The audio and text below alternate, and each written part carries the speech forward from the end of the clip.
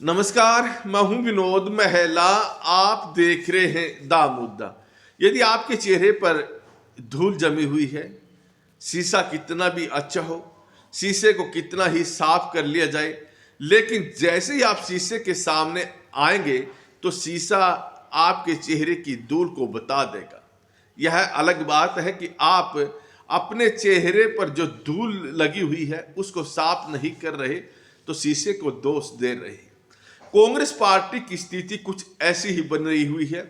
पिछले अगर हम बात करें 10 सालों से कांग्रेस पार्टी जो अपनी कमजोरियां हैं उनको दूर करने का प्रयास नहीं कर रही और सत्ता में लौट नहीं रही है, तो इसके लिए जो दोष लगा रही है वो ईवीएम पर लगा रही है और मीडिया पर लगा रही है। जो मेन स्ट्रीम मीडिया है उसे तो गोदी मीडिया बोला जा रहा है और अब फंडिंग का रोना भी रोया जा रहा है।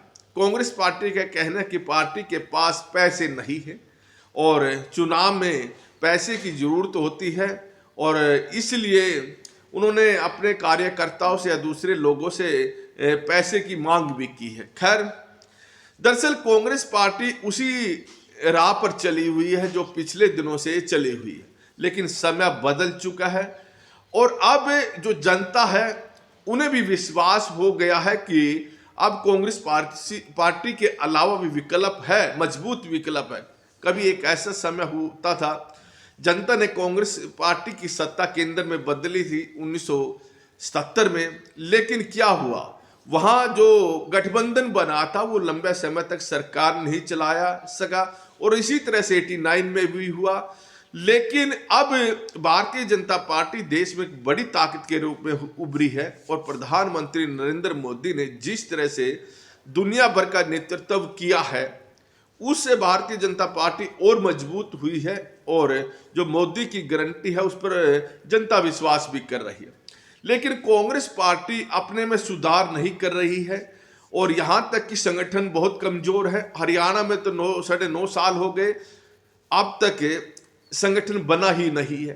दूसरी बात करें, कांग्रेस पार्टी वही जो राजनीतिक विशेषज्ञ मानते हैं कि वही तुष्टीकरण की जो उन पर एक ब्लेम रहता है कि कांग्रेस पार्टी तुष्टीकरण अपनाती है, उससे दूर जाने का प्रयास नहीं करती। कई बार अवसर भी कांग्रेस पार्टी के पास आते हैं कि लोगों को यह दिखाए कि वो तुष्टीकरण नीति पर नहीं चल रही है, लेकिन राजनीतिक विशेषज्ञों का कहना है कि कांग्रेस की जो नीति है वो नीति यही है कि वो एक विशेष वर्ग को ज्यादा तरजीह दे, इस वर्ग के वोट ले। हालांकि कांग्रेस पार्टी के पास इस वर्ग का वोट भी ज्यादा नहीं है, क्योंकि जिस वर्ग के लिए वो लड़ाई लड़ती रही है, आवाज उठाती रहती है और जिस वर्ग के लिए वो सनातनी को नाराज करती रहती है, उसका वोट बैंक भी कहीं ना कहीं क्षेत्रीय दलों के पास जाता है।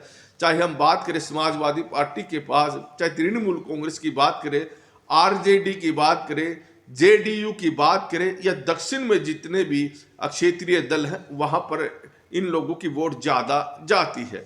लेकिन कांग्रेस पार्टी उसी राह पर अब तक चली है। अब नया मामला भगवान श्री राम के मंदिर का आया, तो इस मंदिर में जो प्राण प्रतिष्ठा का जो कार्यक्रम हुआ, जिस तरह से कांग्रेस के पार्टी ने इससे दूर रहने का फैसला किया, उससे पार्टी को बड़ा भारी नुकसान होगा, इसमें कोई दो राय नहीं है।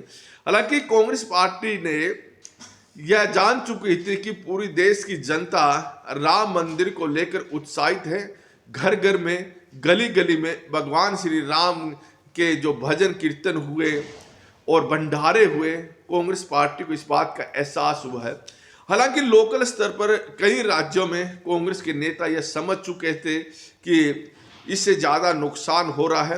पार्टी हाईकमान ने बेशक राम मंदिर के कार्यक्रम से दूर रहने का फैसला कर लिया हो, लेकिन जनता में इसकी नाराजगी ज्यादा है।